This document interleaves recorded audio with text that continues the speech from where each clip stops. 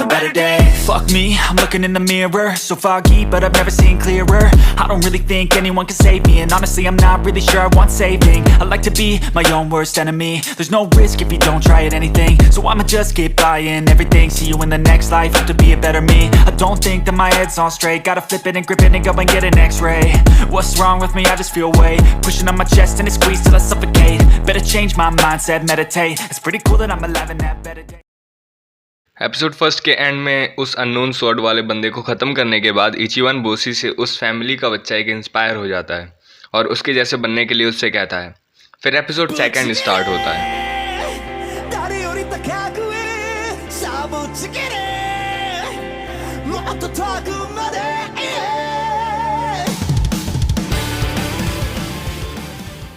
Akira उससे पूछती है कि ये शॉट, इचिवन कहता है कि ये शॉट ग्लो करने लगी थी और मेरे अंदर पता नहीं कहाँ से एक अजीब सी पावर मुझे फील हो रही थी। तो वो सोचता है और कहता है कि शायद लेट कमांडर कोंदो इसामी ने उसे स्ट्रेंथ दी होगी, क्योंकि ऑन 18 अगस्त जिस दिन गवर्नमेंट चेंज हुई थी उस दिन मास्क डीमन का लीडर उस पैलेस में आया था। शिनचैन गुमी के मेंबर उसे उस पैलेस से निकालना चाहते थे और वो मास्क डीमन के पास जाते हैं उसे निकालने के लिए। मास्क डीमन उनके लिए कोई रिक्वेस्ट लेकर आया था, पर तभी थोड़ी देर बाद उन सारे शिनचैन गुमी मेंबर्स की आवाज़ आती है। वो उन लोगों को मार चुका था। तो बाद में आता है और मास्क डीमन का लीडर उस पर हमला करता है। उस हमले में उसकी एक आंख, हाथ और पैर ख़त्म हो जाते हैं। फिर तोदो उस पर तलवार फेंक कर मारता है, उसके मास्क में लगती है और उसका मास्क नीचे गिर जाता है। फिर एक ब्लू एनर्जी उन कमांडर्स की तलवारों के अंदर चली जाती है। साकुया पूछता है तो क्या हिजिकाता तोशिजोई की आत्मा भी मेरी तलवार के अंदर है? तो कहता है पता नहीं, पर वो शिनचैन गुमी के मारने वाले उस मास्क डीमन के लीडर को जरूर पकड़ के लाएगा। अगले सीन में वो लोग एक डेथ सेरेमनी को अटेंड कर रहे होते हैं।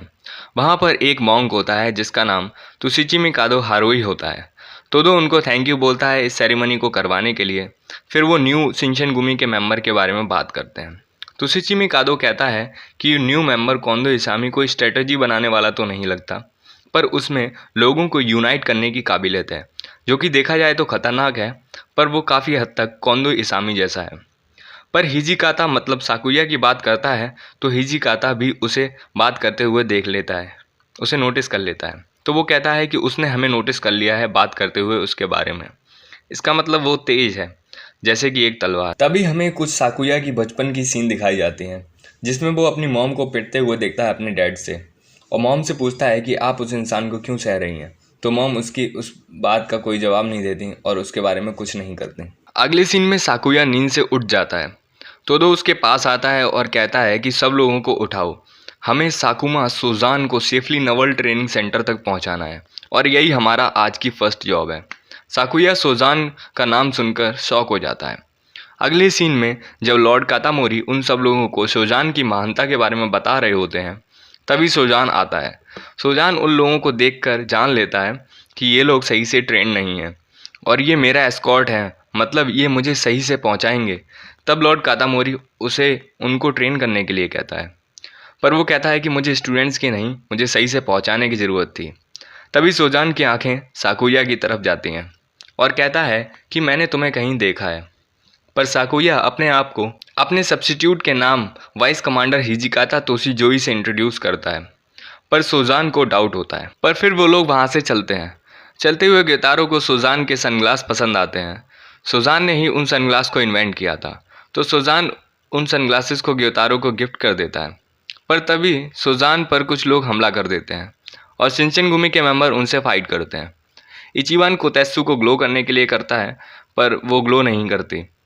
ग्योतारो गन से ही लड़ता है और डॉक्टर हमारा गन पाउडर बॉम्ब से। मॉन्क अपनी लड़ाई के वक्त तलवार पेड़ से फंसाकर तोड़ लेता है। साकुया लड़ता है, पर उसके फाइट करने का तरीका समुराई से काफ़ी अलग था। साकुया 822 गिनता है, मतलब वो इतने लोगों को मार चुका था, और फिर फाइट ख़त्म हो जाती है। सुजान बोलता है कि इन लोगों को तो लड़ाई के बेसिक्स भी नहीं आते और तुम लोगों की आपस में सिंकिंग यानी ट्यूनिंग यानी रिदम अच्छी नहीं है।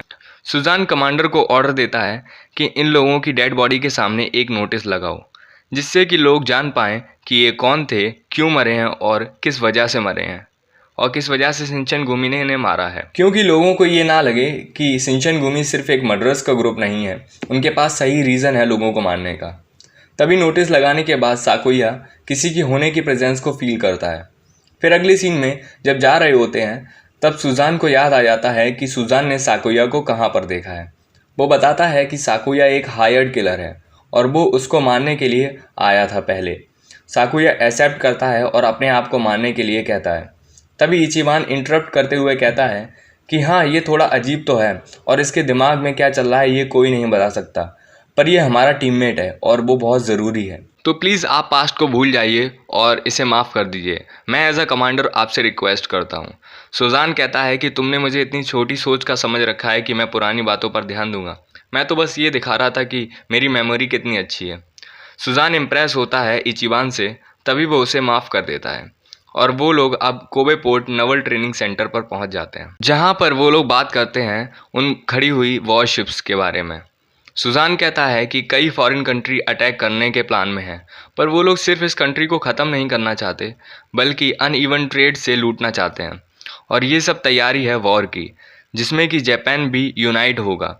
इन सब बातों को सुनकर इचिबान को कुछ समझ नहीं आता, पर उसे यूनाइट करने की बात बहुत पसंद आती है। तभी वो लोग वहाँ से चले जाते हैं और मॉन्क आकीरा से मायूस होने की वजह पूछता है। तो आकीरा कहती है कि आज उन बड़ी बड़ी तोपों को देखकर ये लगा कि शायद तलवारों का टाइम चला गया है, क्योंकि तोप बहुत ताकतवर हैं और वो तलवार को धीरे धीरे रिप्लेस कर रही हैं, और मैंने अपनी पूरी ज़िंदगी सिर्फ इन तलवारों को ही दे रखी है।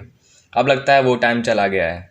सुजान कहता है कि कोई शक नहीं कि कैनन स्वॉर्ड से ज़्यादा ताकतवर होती हैं, पर ज़्यादा स्ट्रेंथ होने से ज़्यादा इम्पॉर्टेंट है उस स्ट्रेंथ को सही तरीके से यूज़ करना। सुजान पूछता है साकुया से, तो क्या तुम ये सब देखने के बाद तुम तलवार छोड़ दोगे? साकुया मना करता है, क्योंकि उसने यही सब पूरी ज़िंदगी किया है, लोगों को मारा है, काटा है। सुजान कहता है कि तुमने पूरी लाइफ सिर्फ लोगों को मारा है, शायद तुम ही पूरी ज़िंदगी तलवार बनकर रहे हो। फिर यही सेम सवाल वो रूस्टर जैसी स्टाइल वाले बंदे, मतलब मुर्गे जैसी स्टाइल वाले बंदे इचिबान से करता है। इचिबान कहता है कि क्योंकि वो तलवार सीखना चाहता है और उसे इसकी ज़रूरत है, इसलिए वो ये तलवार को नहीं छोड़ सकता, और वो इस तलवार के ज़रिए अपनी फैमिली का रिवेंज लेना चाहता है। सुजान कहता है, फिर उसके बाद क्या करोगे? इचिबान सोचता है और कहता है कि मैं इस दुनिया को बदलूंगा। सुजान उसकी यह बात सुनकर हंसता है और कहता है, नॉर्मली लोग एक लाइन में चलना पसंद करते हैं, पर तुम उस लाइन को तोड़ना चाहते हो, एक रिवॉल्यूशनरी की तरह। पर देखते हैं कि तुम्हारी ये बात कितना बदलाव लेकर आती है। वैसे तुम एक अनयूजुअल इंसान हो और तुम्हें एक तुम्हारी सोच रखने वाले सेम बंदे से मिलना चाहिए, जिसका नाम है साकामोतो रियोमा। सुजान कहता है, मैं श्योर हूँ कि तुम लोगों की आपस में बहुत बनेगी। फिर अगले सीन में वो लोग एक होटल में रुकते हैं, जहाँ पर सुजान थक जाता है और वो बच्चों की तरह एक्ट करने लगता है कि मैं थक गया हूँ, इवन कि वो सारे दिन घोड़े पर ही सवार था। पर फिर वो लोग उसे सुला देते हैं और रूम में घसीटते हुए ले जाते हैं। फिर सब लोग आराम करते हैं। ग्योतारो शराब पी रहा होता है और वो खाना खा रहा होता है, और सिंपल मॉन्क की तलवार टूट जाती है, तो वो साइको डॉग उसे तलवार को सही करने के लिए कहता है। और फिर अगले सीन में आकीरा नहा रही होती है, तभी उसे एक आवाज़ आती है। जब वो देखती है तो उसे इचिबान स्वॉर्ड प्रैक्टिस करते हुए दिखता है। उसके पास जाती है, हाँ वो कपड़े पहन चुकी थी, और कहती है कि तुम्हें तो तलवार पसंद नहीं है। फिर भी इचिबान कहता है, जब भी वो तलवार को देखता है तो उसे उसकी डेथ हुई फैमिली की याद आती है, और मैं जो कि अपनी फैमिली को बचा भी नहीं पाया, ना ही माँ को, ना ही पापा को, और ना ही सुकीता को। सुकीता उसके छोटे भाई का नाम होता है। आकीरा कहती है, तब सिर्फ तुम एक बच्चे थे। इचिबान कहता है, पर मैं उनका रिवेंज जरूर लूँगा और शिनचैनगुमी का सबसे स्ट्रॉन्गेस्ट मेंबर बनूंगा। तभी हमें अगले सीन में साकुया की बचपन की सीन दिखाई जाती है, जिसमें वो अपने पिता को तलवार से काटकर मार देता है। तभी साकुया नींद से उठ जाता है और उसे नींद में उठने के बाद एक ईगल की आवाज़ आ रही होती है, पर वो एक सिग्नल होता है। साकुया उसके पीछे आता है। वहीं पर सो रहे इचिबान के पास उसकी खड़ी हुई तलवार उसके ऊपर गिर जाती है, जैसे कि वो एक सिग्नल दे रही हो कि उसके पीछे जाओ। तलवार अपने आप इचिबान के ऊपर गिर जाती है।